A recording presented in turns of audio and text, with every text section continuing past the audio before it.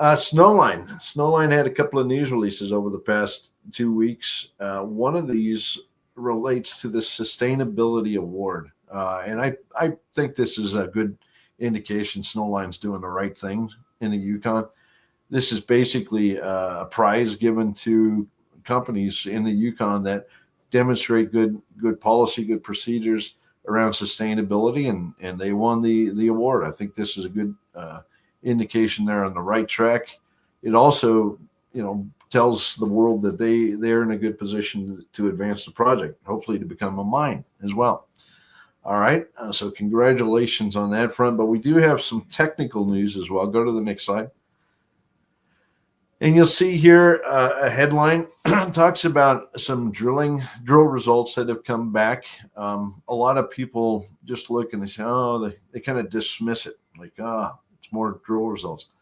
Look, these are actually quite important results that came back here. And I'm going to show a 3D model here shortly to try to give people a little bit more flavor of what some of ththese holes that just came back mean. One of them, that first hole that's listed in the bullets down there below, 115, hole 115, hit a significant interval. We'll call it 100.5 meters of a little over half a gram gold. You might say, well, big whoop-de-doo. But there was an interval inside of that, a little over 2 grams. So it has kind of the same flavor, we'll say, as the main deposit. Now, this hole is quite a ways away. It's way off to the northeast of the valley area. Don't go there quite yet. Here, go back to the previous slide for just a jiffy. Okay, I'll get to that in a minute. But it's a big step out. Now, they had several others. They have one on the, you can see 117 there, the next one. This is also demonstrates continuity. Again, basically, let me just summarize it by saying this. All of the holes, more or less, that came back this round are around the margin of the deposit. And I'm going to go through them and show you where they've added tons, where they've added volume. All right, so I'll spare you reading all the bullets. Let's go to the next slide. Sorry about that. Okay, so you can see a map here. They do a great job of portraying their results. Anything that's kind of darker shaded colors are the most recent drill results. The ones that are more pastel, those are the ones that have been released already. And then there's a few drill holes in there that have little tiny yellow polka dots. And what those are drill holes that have yet to come back from assay lab. But they're denoting spots where they saw visible gold. So we have lots of drill holes yet to come back, probably I don't know, 8 or 10 holes there, maybe. It's hard to see. But we have a number of holes. Notice there's some off to the north and northeast, including that 115, also this 114. And then over in the northwest, we have hole 113. It's out there in the periphery, and it's an important hole. Way down there at the bottom, we have 116, which is kind of in the south or southeast end of the system. And then 117, which kind of tests the western limit. So basically, all of these holes kind of encircle the deposit and tell us there's growth potential here. Now, that hole 115, I find that really, really interesting. Okay, that basically is pushed because they saw granite in there. They saw the same granite diorite that they see over here in the main part of the deposit. It's clear there's some form of extension going in that direction. It's either an extension or it could be a brand new system is showing up over in that area. Okay, but this is exciting stuff. Let's go to the next slide. One of the things I'm going to kind of emphasize here is we're kind of going to go back in time a little bit. Okay, we're going to talk about a couple of years ago when they first identified this Gracie target, which is due east of Valley. You can see how it's portrayed in the geophysics here.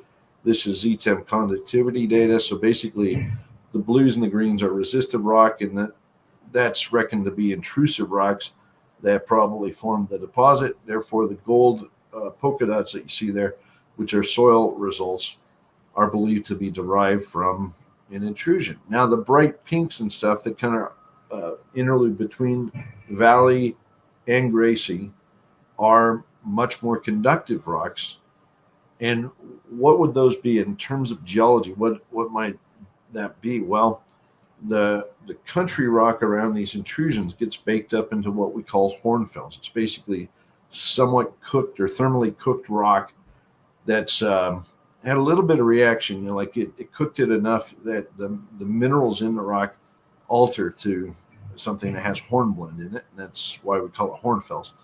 But basically, that region in between the two proposed intrusions is reckoned to be hornfels. Now, it's not to say there couldn't be an intrusion below there.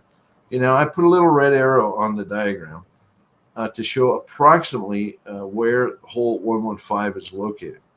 And it's not a huge distance east, but it is significantly east of the core area valley.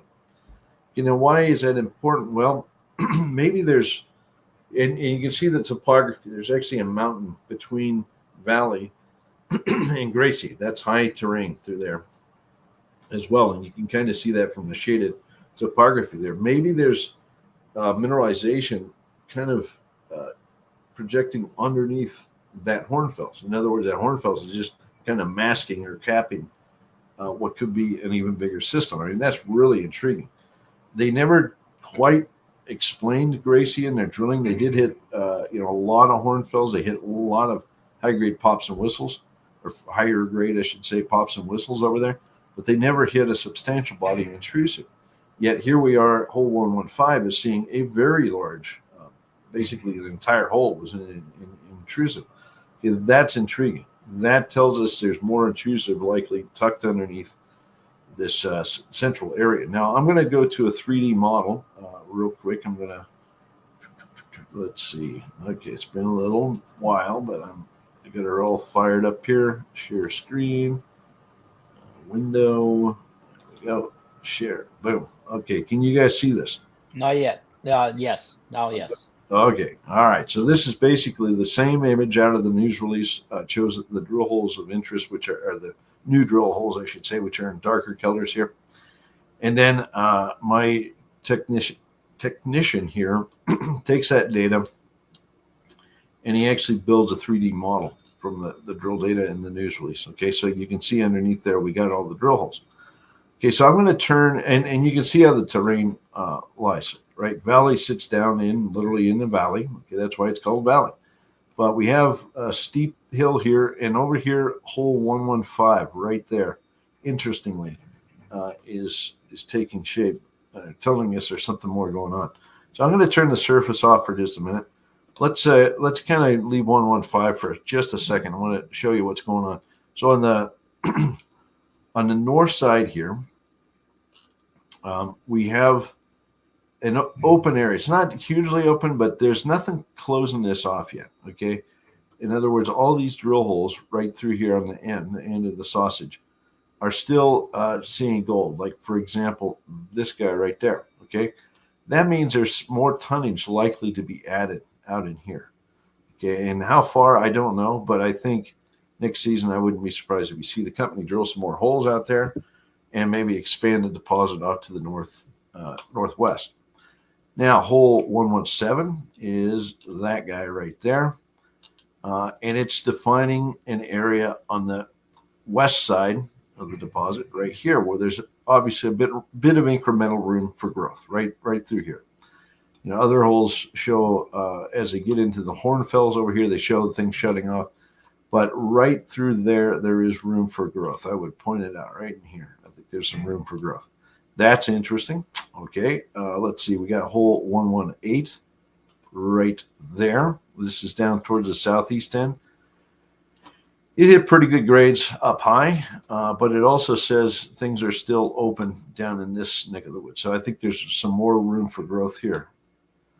But it's holes 114, which is right here, and then 115, which is right up here, that I think are most intriguing. Okay, as I turn this around, you'll see right away.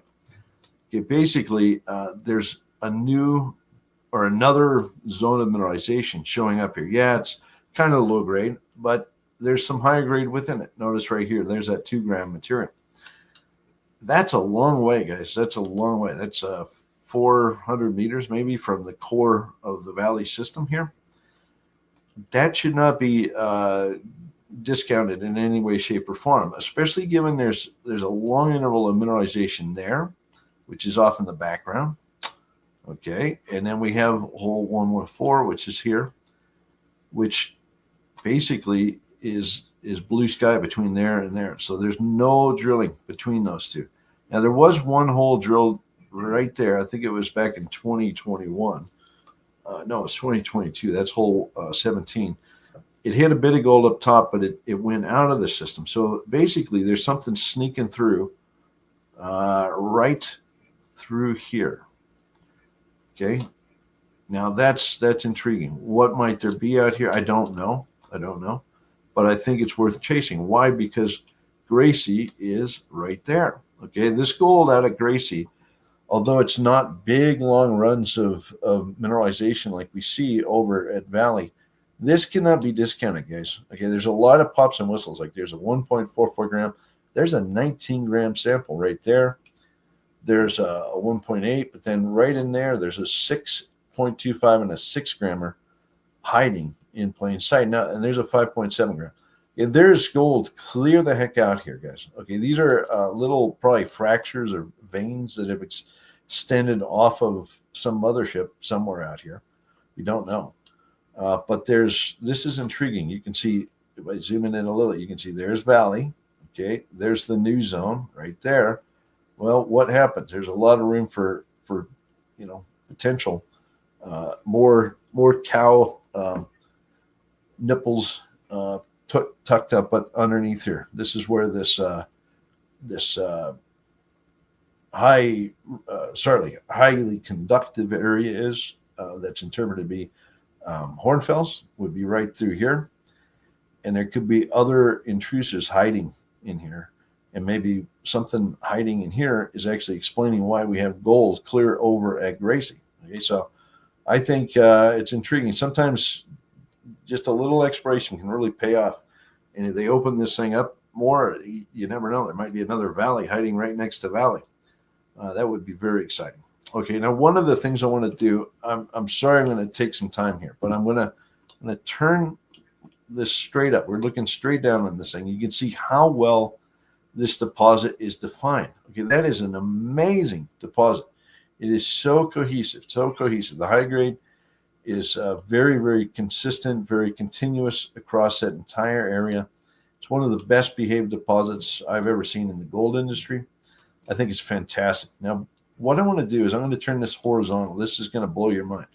Okay, I think this will get people thinking a little bit here. So we're looking at this thing horizontally. We're kind of looking off to the north-ish right now. But I'm going to take this tool right here, and I'm going to slice through this. Okay, I'm going to slice horizontally. Why am I doing this? Well, I want to take a look at. Let me make sure my slicing plane has the right data in it. We're going to make this thickness 50 and then 25 meter steps. Okay, we're going to now turn this up. So I basically sliced horizontally through the deposit, and we're going to look straight down on this puppy. Okay, now why? Well, I want to show you some things that are really intriguing as you go deeper. Like, where did this gold come from? You know, this stuff didn't come here by magic. It came out of structures or feeders coming from depth, most likely. Okay, well, where are they? In other words, what's open at depth? All right, we're going to go down now.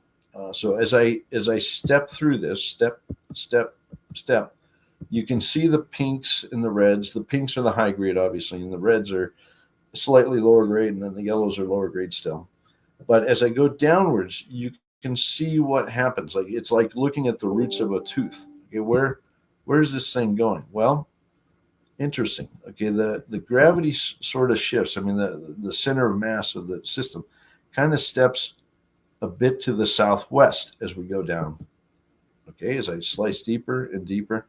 Now, one thing I'm going to point out, as you go down, all of a sudden you see some high grade, like real high grade. There's a 32 gram sample there. There's a 16 grammer over here. 9 gram, that's not bad. There's a 26er over there. I can't read the numbers in there, but there's some high grades there. My point is that as you go deeper in this thing, as we slice deeper and deeper, we're starting to see some high grades. So I'm toggling back and forth, but we're seeing some high grades pop up at depth. They're manifest as veins, okay, which is really interesting.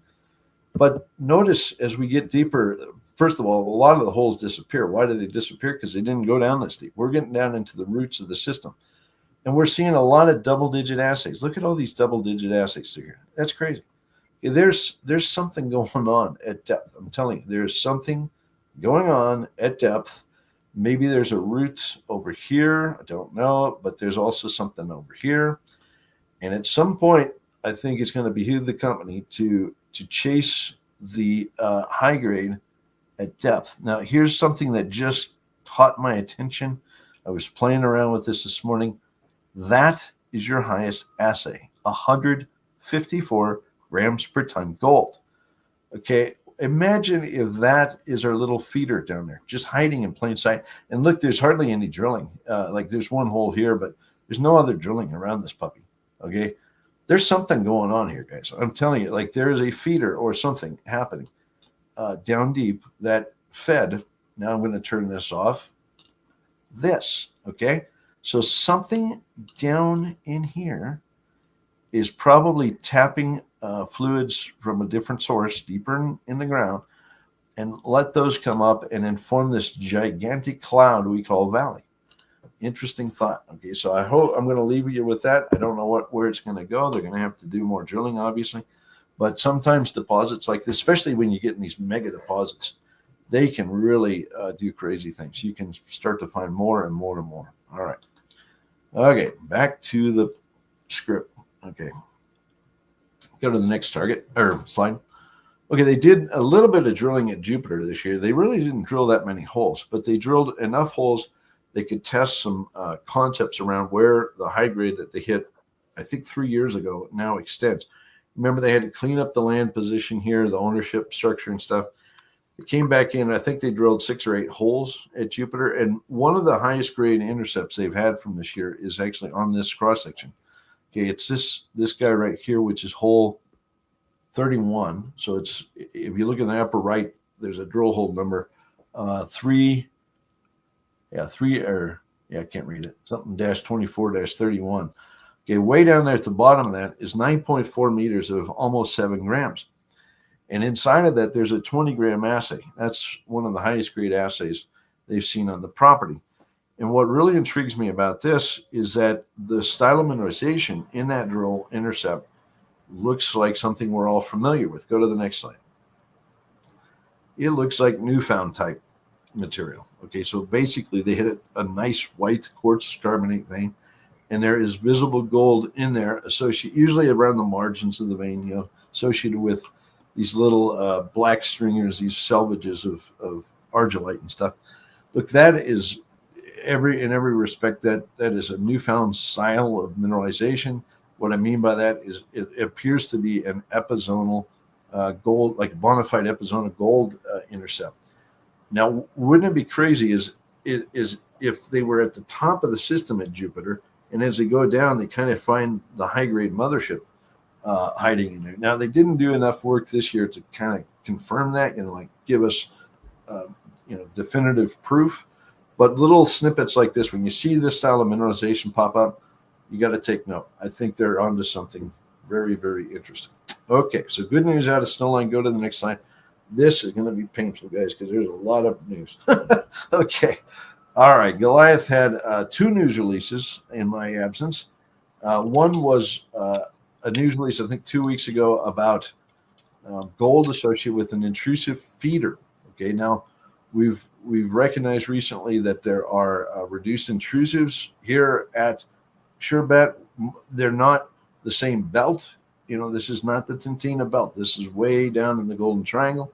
So it's way off to the south of the Tintina region. But nonetheless, the chemistry of the magma that probably generated the deposit at Surebet appears to have some affinity with reduced intrusive.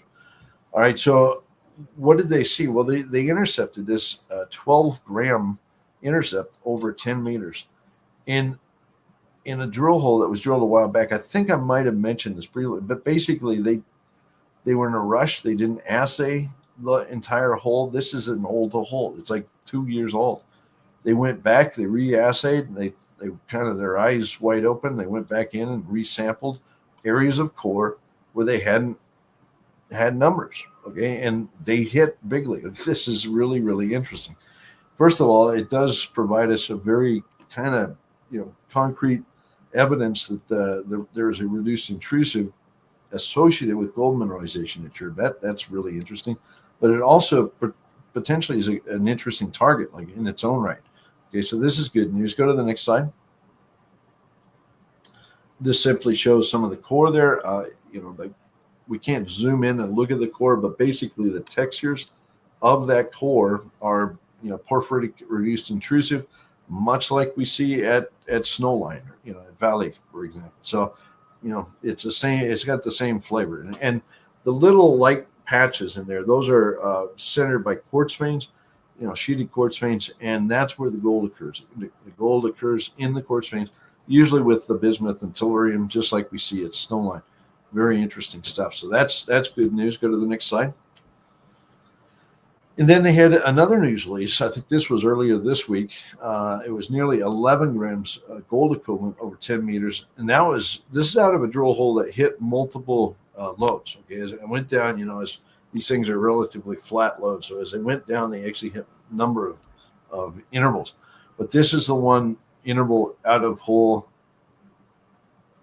Doesn't say the name of the hole. Anyway, out of the Sherbet zone. All right, now they have a lot of holes coming back yet, so we have lots more news, but let's look at this a little closer. Go to the next slide. Okay, here you can see the core from this interval. I've talked repeatedly about the nature of this mineralization. It's kind of a stockwork shear zones that are relatively flat.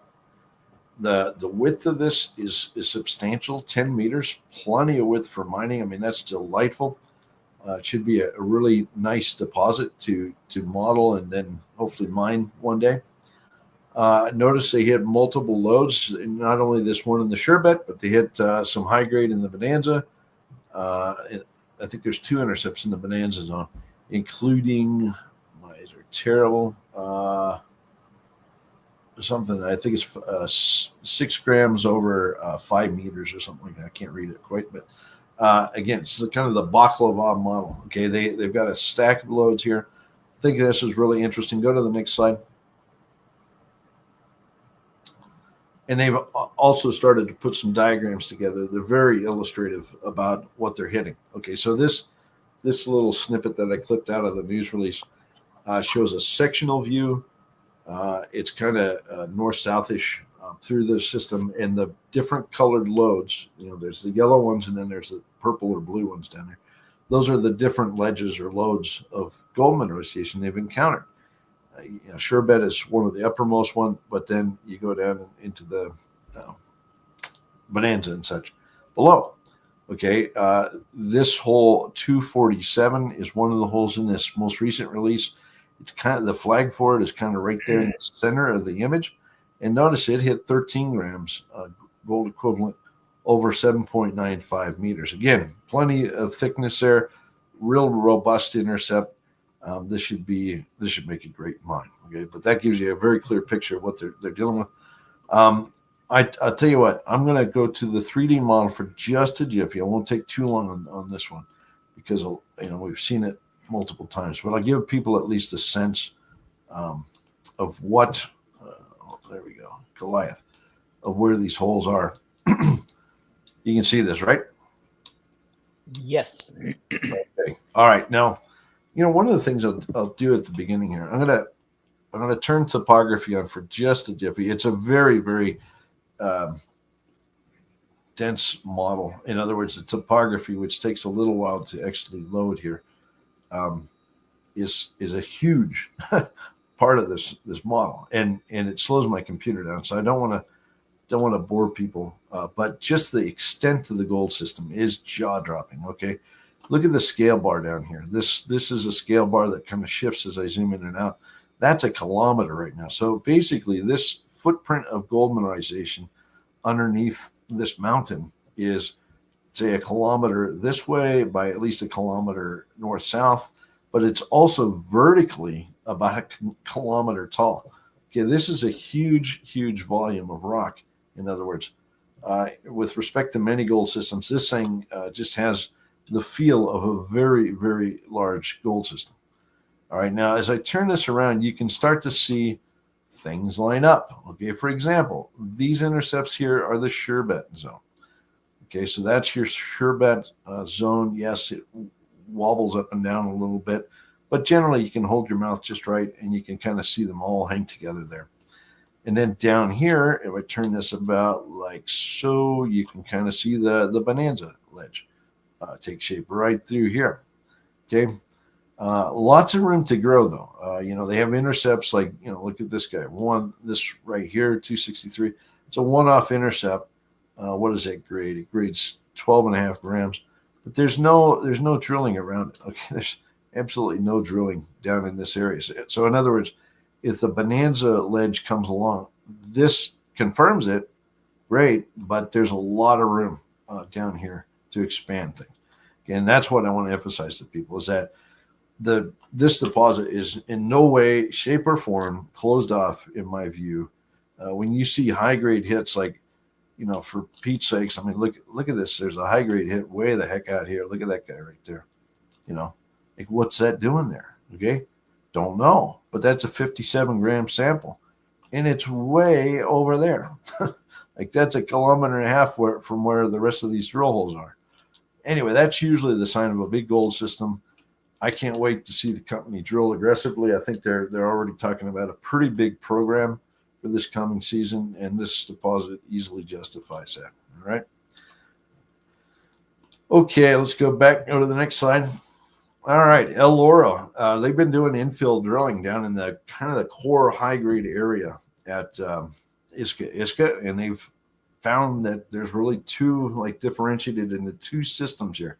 You have the tin system, which is predominantly to the west, but then they have the silver lead zinc system, which is more to the east. And both of these in their own right are really impressive deposits. I think they have a lot of, they basically have two deposits sitting right next to each other.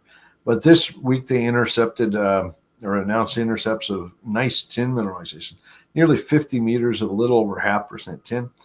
For context, tin trades about 3.5 times the price of copper. Okay, so you can imagine, like in copper numbers, multiply that by 3 or you're 3.5 or whatever, you're almost 2% copper or something. Okay, that's the way you should think about it. That's very impressive. Those are really, really, really impressive numbers. And that's within 91 meters of 0.34% tin. So once again, very impressive. Now, there's a bunch of bullets there, and I didn't realize how small the text is. I wish I didn't have to cut and paste up verbatim, but whatever. Look, I'm going to summarize because I read these, and I'll just, from memory here, I can't read the darn things. The notion is this, okay? In this part of Bolivia, a lot of the lead, zinc, silver systems are actually driven by tin porphyries, all right? So the lead, zinc, silver is kind of a big halo, if you will, that's associated with the tin porphyry, often either to the side or below the lead, zinc, silver system. Okay, and what they're saying in this news release in these bullets is that they think they see with these intercepts of tin, they think they see an apophyse, a finger, a nipple, cow udder, remember, of tin poking its nose up right here in the middle of the lead zinc system or lead zinc silver system. Yeah, this is very, very interesting. Now, I'm going to go to the 3D model. I think it's really good to do a refresh in people's minds about this story in particular because when you see the scale of it, it's just big. It's huge. Yeah, hopefully you can see that, right? You see it? Uh-oh. No, we're looking at, well, now we do. Yeah. Yeah, you do? Okay, cool. All right, sorry. Little bit of a lag here. Okay, this is the plan view out of their news release. It shows their main target area, which is this red oval.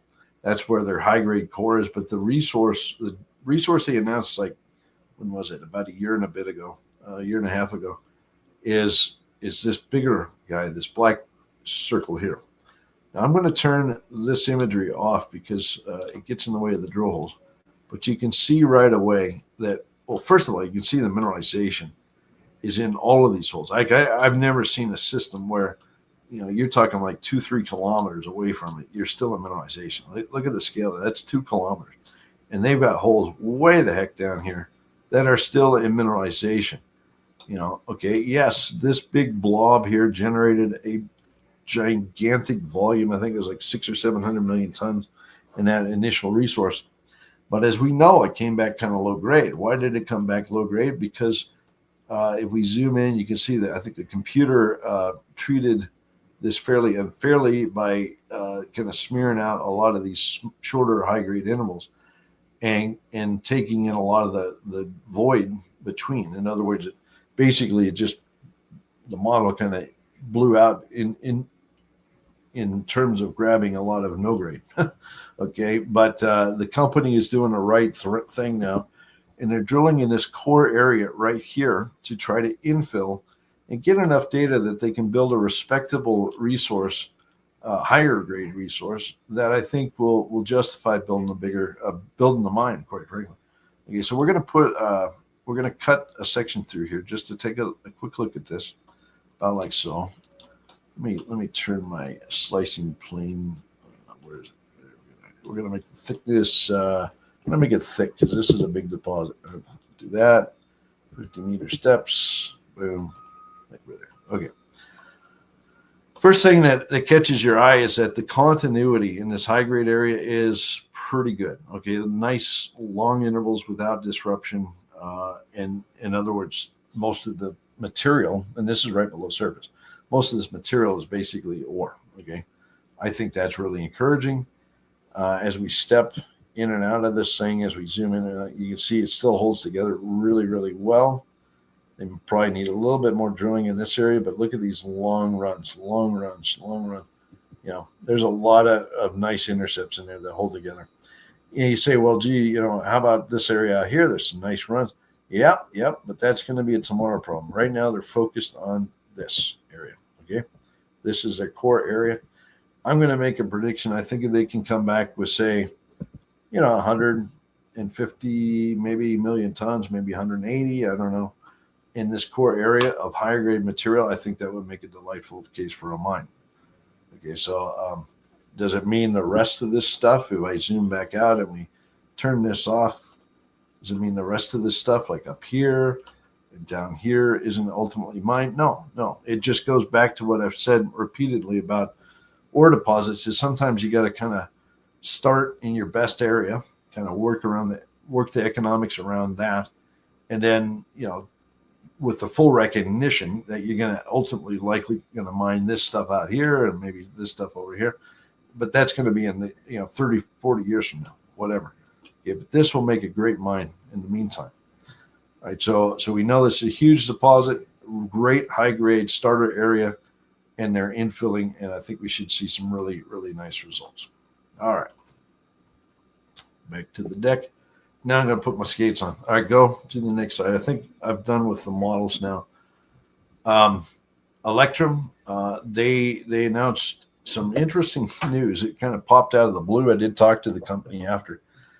But they did some what are called audio magnetotelluric surveys across their Bambino target area. This is the East Timok region, our property.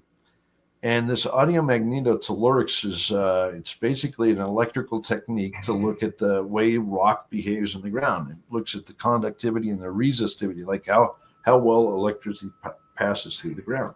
Let's go to the next slide. Now, the area they did it, see the little polka dots up there? Those are the stations where the data was gathered. So I think there were 14 stations scattered across that target area. The colors that you see in the background, those are simply lithologies. They're layers of rock. The blue is a limestone, for example, but the greens and grays are volcanic rocks, part of the volcanic R complex that's here.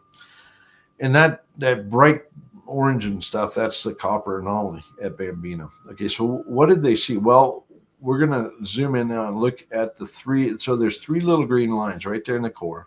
We're going to look at this MT data, or I'm sorry, it's a black line. It's a black line. We're going to look at what the MT data found. Let's go to the next slide. These are three sections through that MT data. They start up in the northwest. So the top section is in the northwest, and we're stepping southward as we go.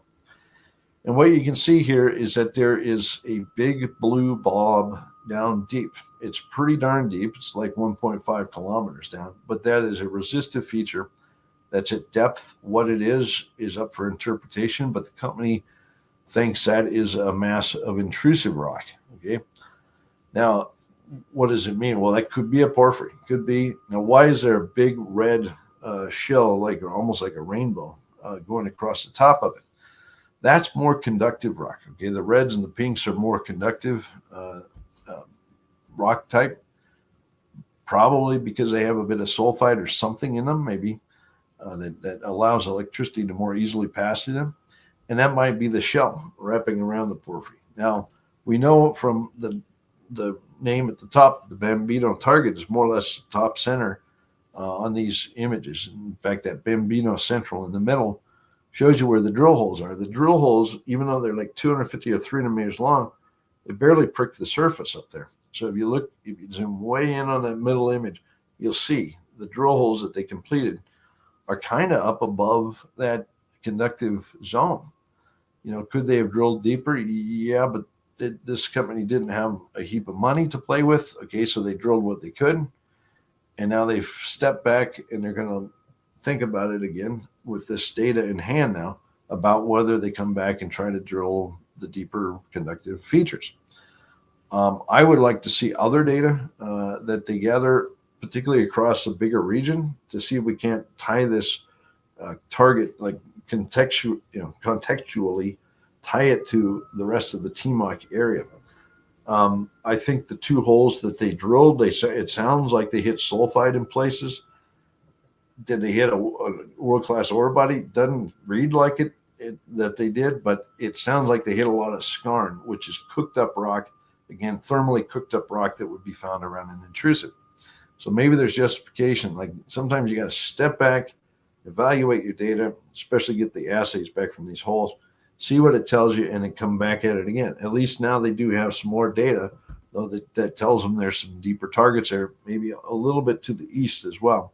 But there might be a reason to come back and give her another go. They do have support from BHP, which is a good thing. I think they got plenty of money to, in terms of, ability to do this kind of technical analysis. But they wanted to save their powder for future drilling. So that's where we're at there. No home run, but interesting data. Let's go. Next. There we go. Sitka, they announced the start of their 30,000 meter drill program for this year.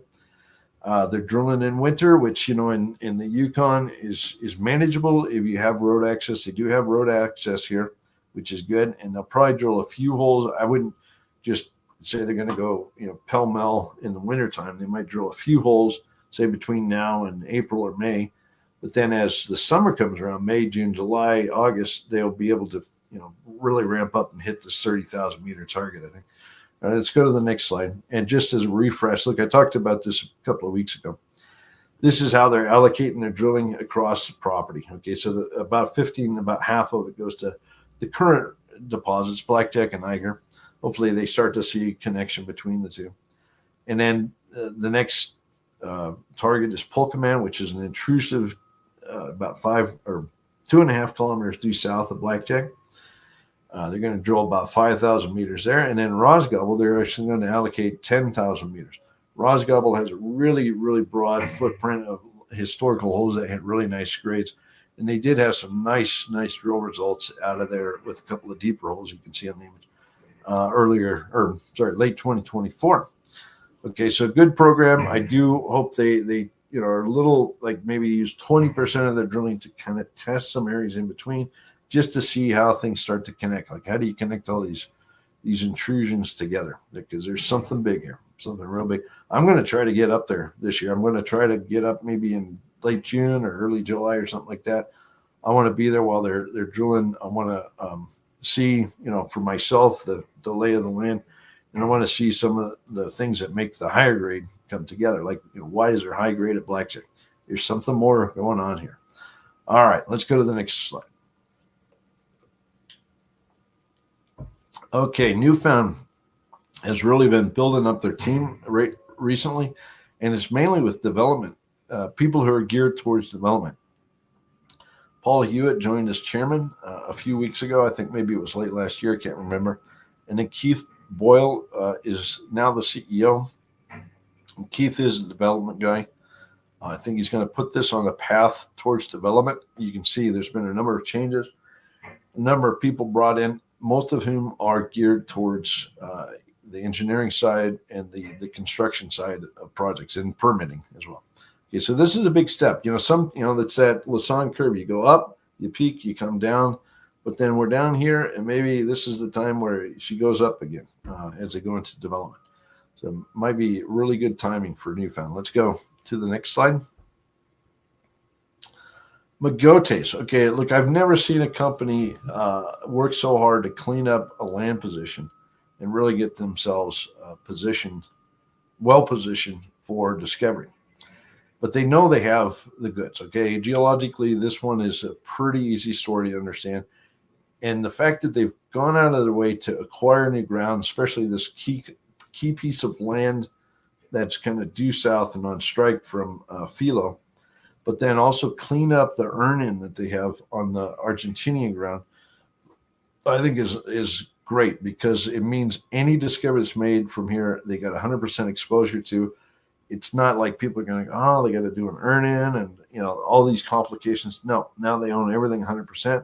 They got a clear path to unlock value as they make discovery. And they are working down there. Okay, they kind of slow walked it a little bit here for the past 2 or 3 months as they got these land deals done. But now that these are out of the way, their most recent news release, which is on the 18th, is about starting exploration on that new ground. All right, let's go to the next slide. Okay, so this first image is really just showing you where they've converted the Argentinian Golden Arrow earn-in deal that they had into 100% ownership. Wonderful outcome. That means discoveries that are made there will just add value to Mogotes. Yes, Golden Arrow is going to get some shares in Mogotes, but you know what? They're going to be equally incentivized to see the company succeed as we are as shareholders. All right, so I think that's a good thing. Now, they picked up that newer ground, which is in the darker colors there, a little bit darker teal blue. And notice that it's right on strike. It's basically in the middle Miocene porphyry belt that's defined in this area. And it's due south of the Filo area. And in particular, it's a drill hole that was announced not too long ago, probably within the past 3 or 4 weeks. There was a 610-meter intercept, 0.39 gram per ton gold. Not huge, but, it's significant. And then 0.15% copper.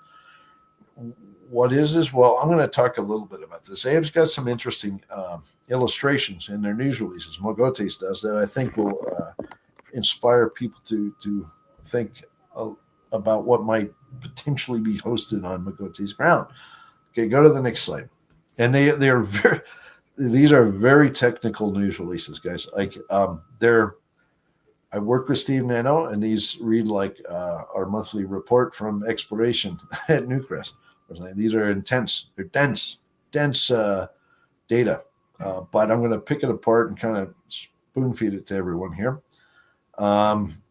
What do they see on this new ground? Well, what they're trying to say is they see evidence that they're at a very high level above a likely porphyry center on this new ground. Okay, the alteration, this buggy silica and so forth, this is basically the high sulfidation part of a system. So it's a lithocap above what hopefully is a continuation of the porphyries they see at Filo. Maybe there's even a new porphyry down here. Okay, let's go to the next slide.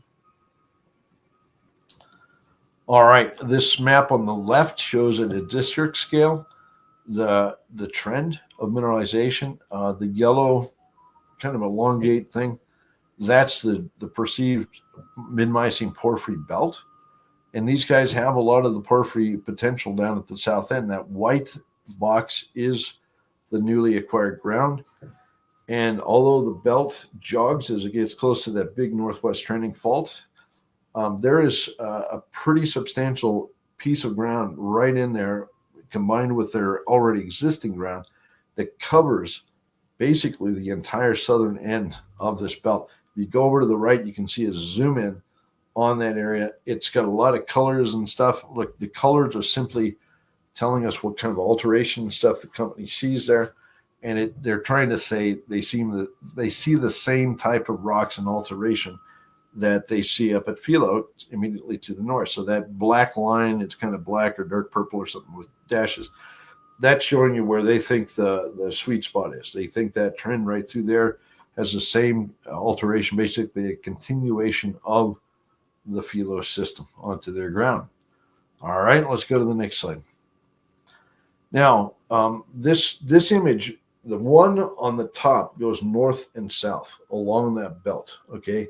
And what we're seeing here are assays over here on the right-hand side. Those are the Filo, I think it's the Aurora deposit, excuse me, assays. So those are drill holes, and you can see where the higher grade material is. And you can see the porphyry is an unusual shape. It's like an elongate, knife or something. Like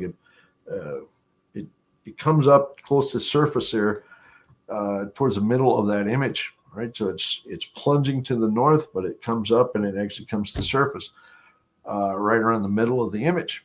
Right now, that hole that I mentioned earlier is that red one that's highlighted there. It's actually labeled. I can't read it or anything, but it's highlighted there, and it shows up as red too. Like in terms of copper equivalent or gold equivalent, however they present this, it's a pretty good hole. But notice there's a hole immediately to the left of that where it's got green up top, so low grade. Then it goes into yellows and oranges.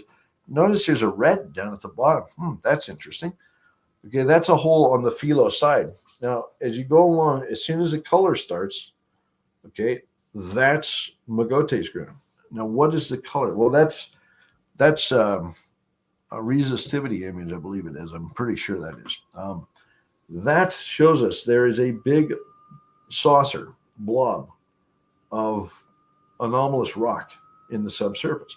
There's a gap where the new ground is. So where the white is with the two red arrows pointing like this, they need to collect more data in that area, and they're doing that. They're going to do the geophysics in there to fill in that gap.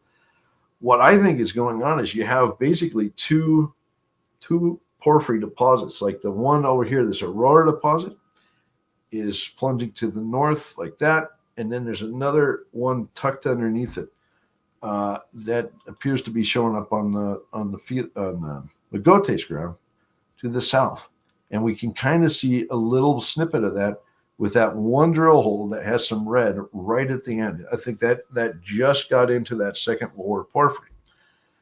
Now, fortunately, that geophysical anomaly sits relatively close to surface on the Mogotes ground. The image below that is an east-west section through there, and it shows that cohesive blob. It's kind of like like looking along the axis of a sausage or something. That is the target, okay?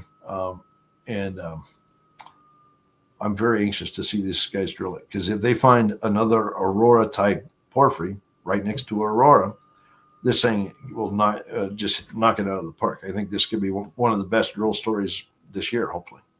All right, so that's the compelling data that I see. Let's go to the next slide.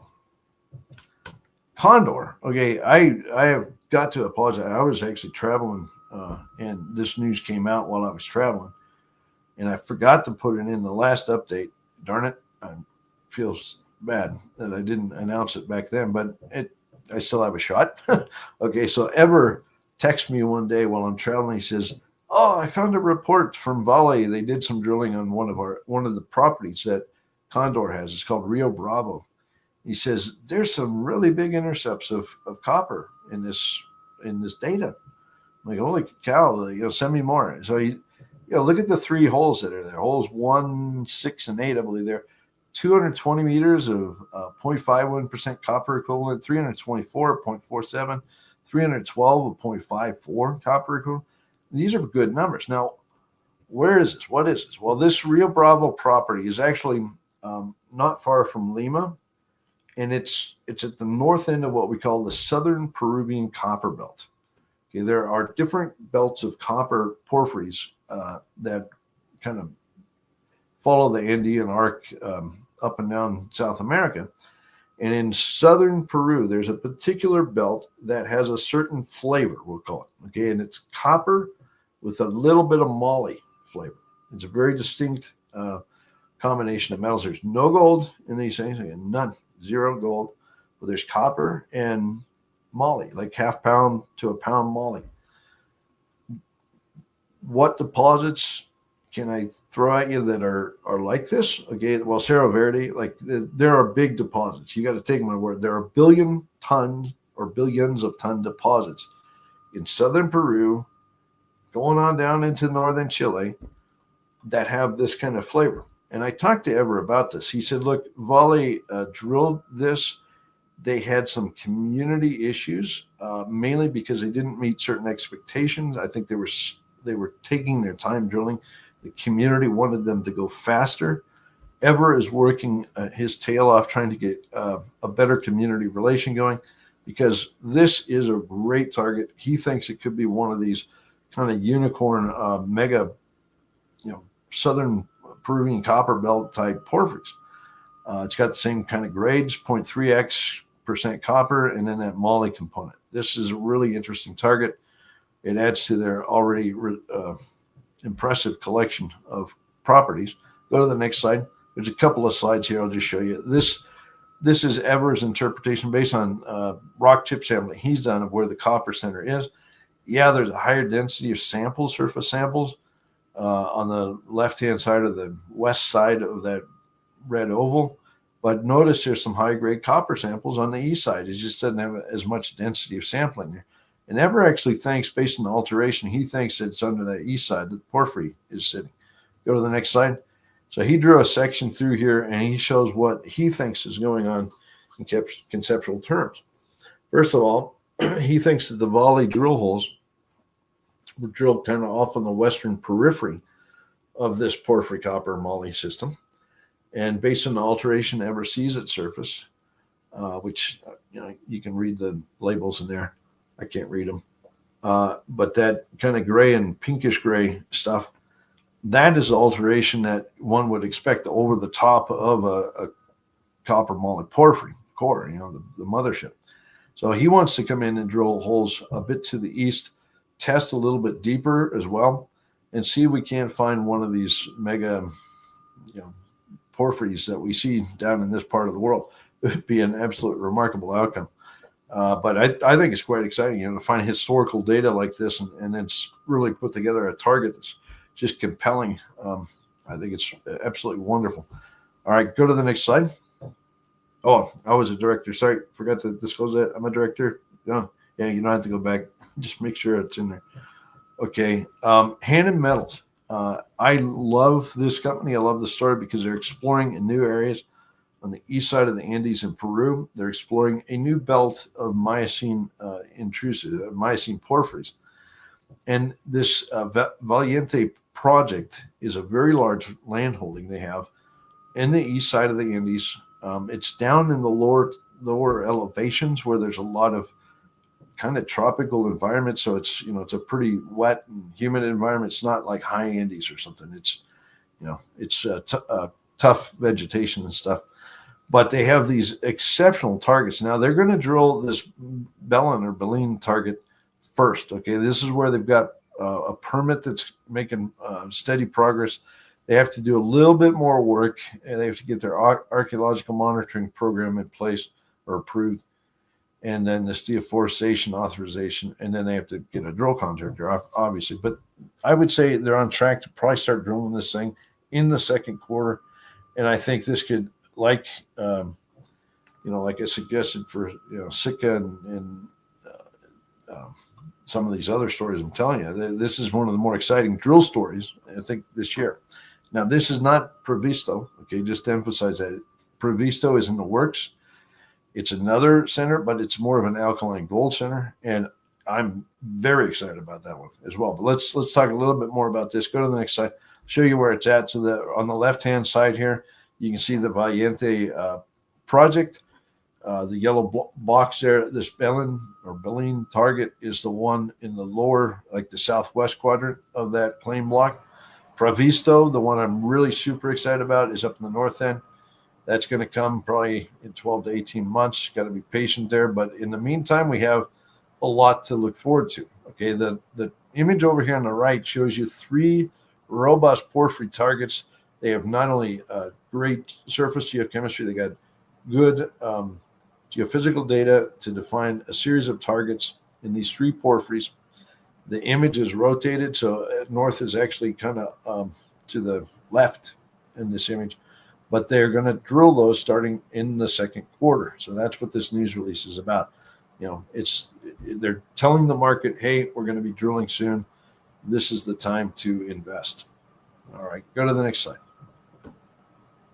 Okay, Eskay put out some news about what they would like to do this year. I helped Mac, again, I'm a director. I helped Mac put this news release together because we had some really intriguing results come late in 2024 from some prospecting work in a new area on the consolidated Eskay property. It was down in a region at the south end of the property. Actually, go to the next slide. I think the image shows it. Okay, it was down, see, way down there at the south end.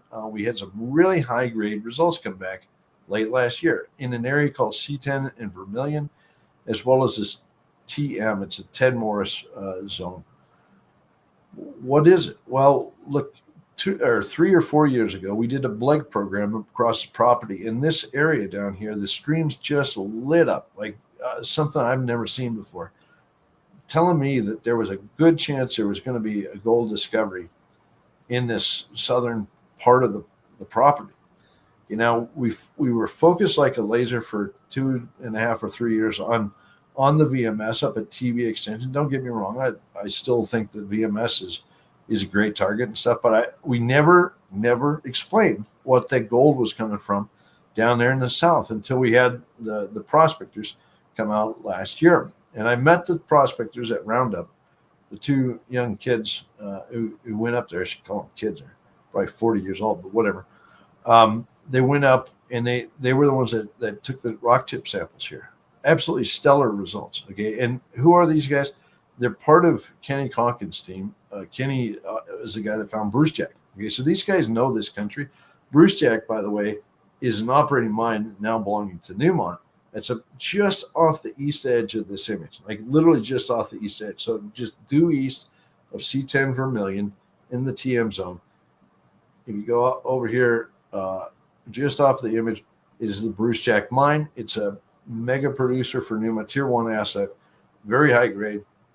And I talked to Kenny Conkin. I had dinner with Kenny Conkin and his 2 GOs. I don't know if they want their names out there or not, but anyway, really intriguing dinner. I said, what do you guys think about this stuff? I said, what did you see at Bruce Jack in the early days? Well, a few quartz veins, a few high-grade quartz veins. I was like, really? Is that right? I thought maybe there was a bit more, no, that was it. That they saw high-grade quartz veins. Okay, so do you think there could be something like that here? Yeah, yep. Well, that's kind of intriguing. I'm not making any promises, but those guys feel that these high-grade results that they achieved last summer are more than a little interesting, and they want to come back and work for us. Okay, so they're actually Kenny's lent his geologist to us for a bit, and we're going to follow up on this. Okay, go to the next slide. There's some numbers. I'll just leave this image with you. Look at the values that we saw out of the first pass rock chip sampling across these 2 target areas. Ounce or ounces of gold per ton type stuff in many, many samples. Yeah, this is crazy stuff. This is what you need to follow up on. When you find this and you can see that the BLEGs are telling you there's something big here, you better pay attention. And we're going to do the work this year. We're going to, and look, the stock's been beat up, but maybe this is where you kind of get a second win and you make that new big discovery of some sort, So we're going to give her heck this year. Got money in the bank to follow up on this work. Might even be able to do some drilling if they define drill targets by the end of the summer. All right, let's go to the next slide. Silver47. Look, anytime a company starts talking about critical metals, I get a little squeamish. I got to be blunt. Okay. I like silver, gold, lead, zinc, stuff that I can wrap my mind around. And when you start talking about gallium and antimony and germanium and stuff like that, it's like, well, okay, it's interesting, but the smelters usually capture those metal, and you never see any value out of it. But whatever.